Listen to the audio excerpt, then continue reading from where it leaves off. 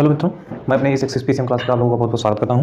और आज हम लोगों को बात करना है आपके इलेक्ट्रोस्टैटिक्स में। हम लोगों ने इसके पहले कूलाम लॉ और वहीं electric field to a point charge, ये दोनों बात कर लिया है। तीसरे लेक्चर में हम लोग बात करेंगे रेखीय पृष्ठ आयतन आवेश घनत्व, तो मतलब linear charge density, surface charge density और वॉल्यूम चार्ज डेंसिटी होती क्या भैया। तो देखिए, अगर कोई चीज़ मान लीजिए पतली सी स्टिक है हमारे पास, ठीक है, स्टिक पतली सी स्टिक है जिसमें केवल लंबाई है और चौड़ाई नहीं है, ठीक है। मान लेते हैं एल लंबाई की एक हमारे पास स्टिक है, मतलब लोहे की छड़िया है जिस पर आवेश जो है, जिस पर आवेश वितरित हो सकता है, आवेश डिस्ट्रीब्यूशन जिस पे हो सकता है। जैसे मान लीजिए ये पेन है हमारे पास, तो इस पर क्या हो कि क्यू आवेश एक समान रूप से वितरित कर दिया हो, इसकी लंबाई एल है, तो क्यू आवेश इस पर जो है डिस्ट्रीब्यूट कर दिया गया है। तो इसमें क्या होगा कि जिसमें केवल लंबाई रहेगी उसमें क्यू आवेश जब वितरित किया जाएगा, डिस्ट्रीब्यूट किया जाएगा क्यू आवेश को, तो ये हर जगह जो है एक समान रूप से वितरित हो जाएगा। तो हम लोगों को लिखना क्या है, हम लोग लिखना है कि एल लंबाई में आवेश वितरित किया गया है क्यू, तो 1 लंबाई में कितना होगा भैया, क्यू बाई एल, ठीक है। इसी 1 यूनिट को, ठीक है, उसी यूनिट मतलब ये एल लंबाई की है, तो हम लोगों को 1 यूनिट में जो कितना आवेश वितरित किया गया है उसी का मात्रक होता है आपका रेखीय आवेश घनत्व, यानी लाइनियर चार्ज डेंसिटी। तो इसको हम लोग बोलेंगे linear charge density, linear charge density. और इसी को डिनोट कैसे किया जाता है, लाइनियर चार्ज डेंसिटी को हम लोग डिनोट करते हैं लेमडा से, ठीक है। तो लेमडा से, तो हम लोग लेमडा बराबर क्या लिख सकते हैं, क्यू बाई एल, बस, ठीक। तो यही हो जाएगा हम लोग का linear charge density. Linear charge density भैया क्या होती है, लाइनियर चार्ज डेंसिटी को हम लोग लेमडा से डिनोट करते हैं। और लाइनियर चार्ज डेंसिटी एल लंबाई की अगर एक क्षण में, अगर स्टिक में जिसमें आवेश वितरित किया गया हो क्यू, तो उसमें 1 यूनिट में कितना आवेश होगा उसी का मात्रक होता है आपका लेमडा या लाइनियर चार्ज डेंसिटी। तो लेमडा इक्वल टू हम लोग लिख सकते हैं क्यू बाई एल। कहाँ से भैया, हम लोग लिख सकते हैं एल लंबाई की क्षण में जो है हम लोग का जो आवेश है क्यू, तो 1 लंबाई में कितना होगा, क्यू बाई एल होगा, हम लोग निकाल सकते हैं। फिर उसके बाद में इसी को बोला जाता है लाइनियर चार्ज डेंसिटी, जिसको हम लोग लेमडा से डिनोट करते हैं। अब देखिए ये तो भैया हो गया, ठीक हम लोगों का। अब हम लोग आगे बात करते हैं आपका, यहाँ बात कर लेते हैं सरफेस चार्ज डेंसिटी, ठीक है। सरफेस चार्ज डेंसिटी जिसको हम लोग बोलते हैं पृष्ठ सरफेस चार्ज डेंसिटी। तो मान लीजिए आपके पास में एक होलो स्फीयर है, ठीक है। होलो स्फीयर का मतलब क्या होता है कि अंदर ये खोखला होता है और बाहर केवल इसकी पृष्ठ होता है। जैसे हम लोग जब बालून में हवा भरते हैं तो बालून फूल जाता है और बालून के अंदर जो है वो खाली रहता है, ठीक है, तो होलो रहता है। तो उसी प्रकार ये बनाया गया होलो स्फीयर है। तो इसमें हम लोग अगर क्यू आवेश को वितरित कर दें और इसका जो है रेडियस आर हो, ठीक है, रेडियस आर हो इसका, इस बैलून का मान लीजिए, या फिर जैसे कोई गोला है, ठीक है, जिसपे आवेश क्यू वितरित किया गया है भैया। अच्छा, हम लोग क्या करेंगे कि इसका जो है हम लोगों को पता होता है गोले का पृष्ठ, ठीक है, गोले का एरिया तो वो होता है 4 पाई आर स्क्वायर। तो इसका जो एरिया होगा वो होगा 4 पाई आर स्क्वायर, ठीक है। इसी को हम लोग ये नाम दे देंगे। अच्छा, तो हम लोग क्या लिखेंगे कि एरिया ये में, ठीक है, मतलब क्षेत्रफल ये में आपका आवेश कितना वितरित है क्यू, तो 1 एरिया में कितना होगा, क्यू बाई ये होगा। इसी को बोला जाता है आपका surface charge density, surface charge density, ठीक, मतलब पृष्ठ आवेश घनत्व, इसी को बोला था पृष्ठ आवेश घनत्व। इसको हम लोग डिनोट करते हैं सिग्मा से। तो सिग्मा बराबर क्या हो जाएगा, क्यू बाई ये, सिग्मा बराबर क्यू बाई ये। अब हम ये की जगह क्या लिख सकते हैं, हम लोग ये की जगह लिख सकते हैं 4 पाई आर स्क्वायर। तो सिग्मा बराबर क्या हो जाएगा, q by 4 pi r square, ठीक है। अगर ये कैमरे में दिखाई दे रहा है, ये सिग्मा बराबर q by 4 pi r square, ठीक है। तो ये हो जाएगा हम लोग का सरफेस चार्ज डेंसिटी, ठीक है। अच्छा भैया, अब हम लोग को आगे बात करना है वॉल्यूम चार्ज डेंसिटी पर।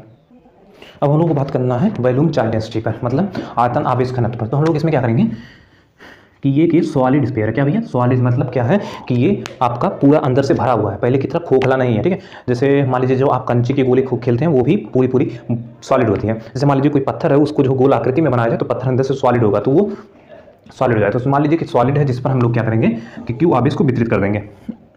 तो इसमें भैया आयतन होगा, ठीक है, तो इसका आयतन b। अब हम लोग जानते हैं अगर इसका रेडियस r है तो इसका आयतन हम लोग लिख सकते हैं 4/3 पाई आर क्यूब, ठीक, गोले का आयतन। तो हम लोग ये लिखेंगे कि b आयतन में, ठीक, b आयतन में हम लोग का आवेश वितरित है q, तो 1 आयतन में कितना होगा, q बाई b हो जाएगा, ठीक। तो इसी को नाम दिया जाता है volume charge density, volume charge density, ठीक है। तो भैया वॉल्यूम चार्ज डेंसिटी क्या है, वॉल्यूम चार्ज डेंसिटी पूरे वॉल्यूम की 1 यूनिट में, केवल 1 यूनिट में कितना आवेश वितरित है उसी का मात्रक होता है। तो इसको हम लोग लिख सकते हैं volume charge density. Volume charge density को डिनोट किया जाता है रो से।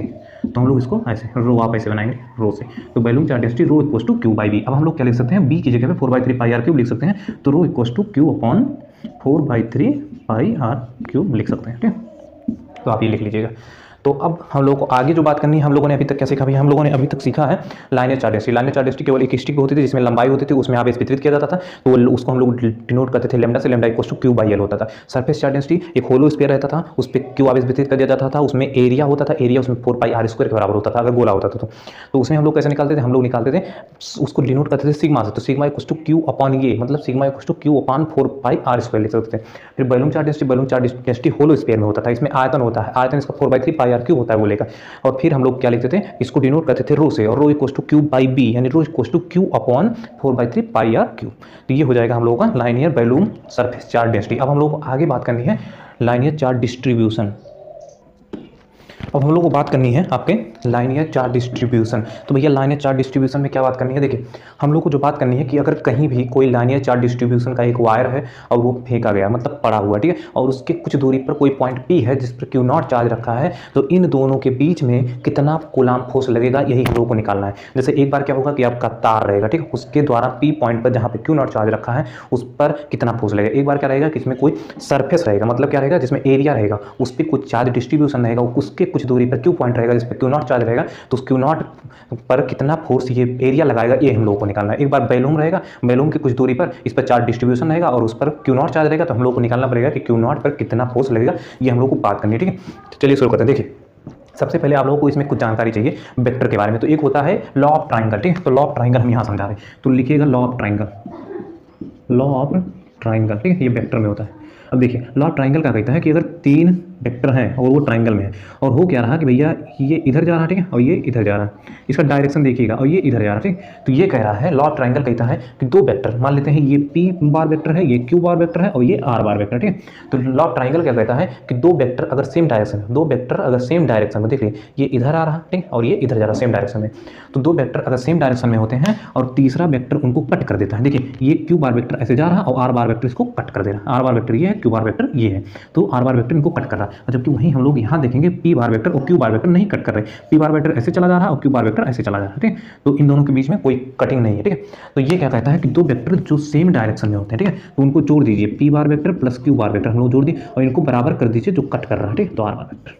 तो लॉ ऑफ ट्राइंगल आप लोगों ने समझा। लॉ ऑफ ट्राइंगल ये कहता है कि 2 वेक्टर जो सेम डायरेक्शन में जा रहे हो एक दूसरे को कट ना कर रहे हैं, उनको 2 जोड़ दीजिए और जो तीसरा वेक्टर है वो जो इनको कट कर रहा है उसके बराबर कर दीजिए, तो ये लॉ ऑफ ट्राइंगल हो जाएगा। अच्छा अब हम लोग अपने मेन टॉपिक पे आते हैं। देखिए हम लोगों को एक एक्स एक्सिस और वाई एक्सिस बनाना पड़ेगा, मूल बिंदु, ठीक है। अब यहाँ क्या हुआ कि यहाँ पे एक जो है वो एल लंबाई का तार है जिसमें आपका लाइनियर चार्ज डेंसिटी आपका लैम्डा गिवन है, ठीक है, और इस लैम्डा इसमें गिवन है, इसकी लंबाई कितनी भैया, इसकी लंबाई एल गिवन है, तो लाइनियर चार्ज डेंसिटी गिवन है और वही एल लंबाई की तार है। इसके कारण कुछ दूरी पर यहाँ एक पॉइंट पी है जिस पर हम लोगों को फोर्स निकालना है और इस पर क्यू नॉट चार्ज को रखा गया है।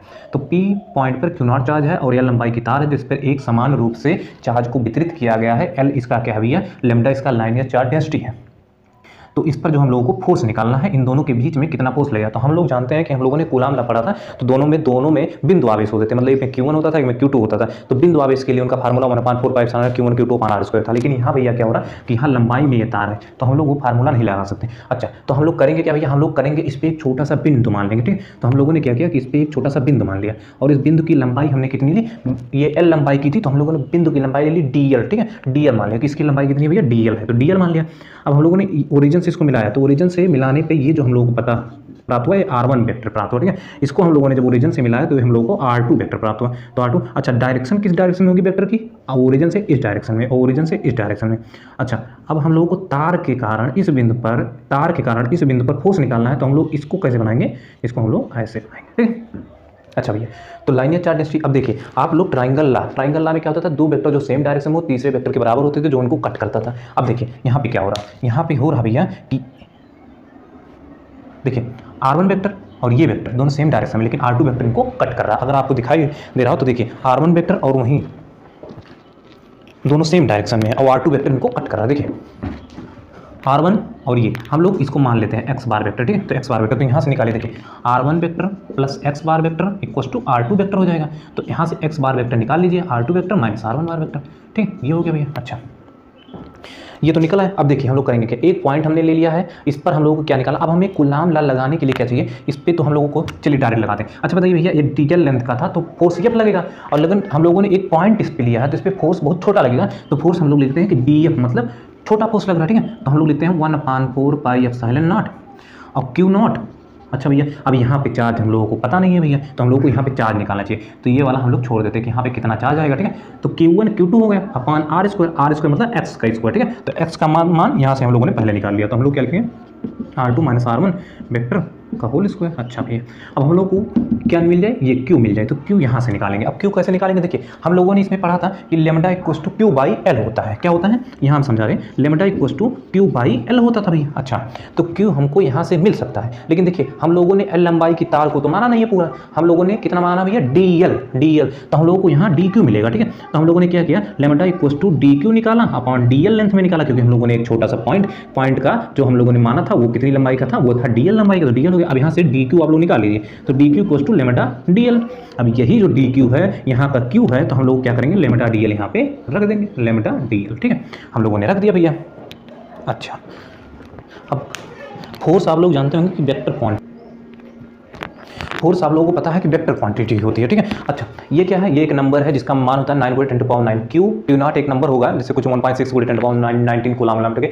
लेमडा का मान वैल्यू में आएगा, डीएल लेंथ है ये भी वैल्यू में आएगी, और ये r2 - r1 एक दूरी है जिसका मान भी वैल्यू में आएगा। तो यहाँ पे तो भैया फोर्स है वो वेक्टर क्वांटिटी है, लेकिन यहाँ कोई वेक्टर नहीं है, तो वेक्टर हम लोग फोर्स किस डायरेक्शन में, फोर्स इस डायरेक्शन में लग रहा है, तो हमको क्या करेगा, इसकी डायरेक्शन में एक यूनिट वेक्टर लेना पड़ेगा। अब भैया यूनिट वेक्टर क्या है, यूनिट वेक्टर वो वेक्टर होता है जिसका मान 1 होता है, तो अगर हम लोग यहाँ पे 1 से गुणा कर दें तो भी ये चीज़ वही बनी रहेगी। अगर हम लोग यूनिट वेक्टर से गुणा कर दें तो भी मान वही बना रहेगा, क्योंकि यूनिट वेक्टर का मान वही होता है। अब देखिए यूनिट वेक्टर को ऐसे लिखा जाता है कैप करके, ठीक है, और इसका मान होता है r bar vector upon mod of r बार। ठीक है, ये आप लोग लिख लेंगे। ठीक, तो अगर हम लोग इस डायरेक्शन में यूनिट वेक्टर चाहते हैं तो x की डायरेक्शन में हम लोग को यूनिट वेक्टर चाहिए।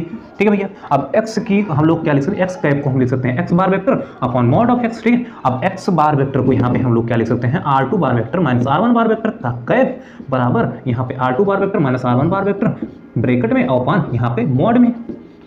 समझ रहे हैं ना, मतलब x को हम लोगों ने x की जो वैल्यू आई थी यहाँ से उठा के यहाँ रख दी। अब देखिए यहाँ पे x बार की जगह पे हम लोगों ने क्या लिखा, ये लिखा। ठीक है, तो x मतलब x बराबर क्या हो जाएगा, इतना सारा। ठीक है, x इसके बराबर है, और ये जो है x जो है इसके बराबर है, तो ये वाला बराबर हो जाएगा x के, तो x की जगह हम लोग इतना लिख देंगे। ठीक है, तो हम लोग यहीं पे डायरेक्ट क्या करेंगे, इसको पुटअप कर देंगे, तो r2 bar vector minus r1 bar vector upon mod of r2 minus r1। ठीक है, अब ये 2 बार, एक बार, ये 3 बार हो जाएगा। ठीक है, देखें तो df equals to 1/4 pi epsilon not q not lambda d l, ये है लेमडा और डीएल, और ऊपर हो जाएगा r2 बार माइनस r1 बार वेक्टर, और नीचे हो जाएगा r2 बार माइनस r1 बार का मॉड का होल क्यूब। ठीक है, अब देखिए पूरा फोर्स हम लोगों को निकालना है। ये क्या हुआ, इस पॉइंट के कारण इस पॉइंट पर, अब हम लोग को इस पॉइंट पर पूरा ये इसको एल लंबाई तक ले जाना है इस पॉइंट को, तो हम लोग क्या करेंगे, दोनों तरफ कर देंगे इंटीग्रेशन। तो इंटीग्रेशन से होता क्या भैया, दोनों तरफ अगर इंटीग्रेशन हम लोग कर देंगे तो इंटीग्रेशन से होता क्या है कि जो डी एफ है वो पूरा एफ बन जाएगा, मतलब इस लंबाई के कारण इस पर फोर्स लगने वाला एफ बन जाएगा। और इधर क्या बदलेगा, इधर जो आपकी वेरिएबल क्वांटिटी मतलब हम लोगों ने डीएल माना था ना, तो डीएल क्या करेगा, डीएल बड़ा होके एल बन जाएगा। ठीक है, डीएल बड़ा होके एल बन जाएगा, तो यहाँ हम लोग लिख दें Q not lambda L r2 bar vector minus r1 bar vector upon r2 minus r1 mod का होल क्यूब। ठीक, तो यही जो फोर्स है भैया वो यही फोर्स है आपके लाइनियर चार्ज डिस्ट्रीब्यूशन। अगर किसी तार पर lambda linear charge distribution lambda हो, उसकी लंबाई एल हो, उसके द्वारा कुछ दूरी पर आपकी कोई पॉइंट भी हो और उस पर क्यू नॉट चार्ज रखा गया तो उस पर कितना फोर्स लगेगा। ठीक है, तो यही हम लोगों को निकालना था और यही हम लोगों का फोर्स निकल आया। ठीक है।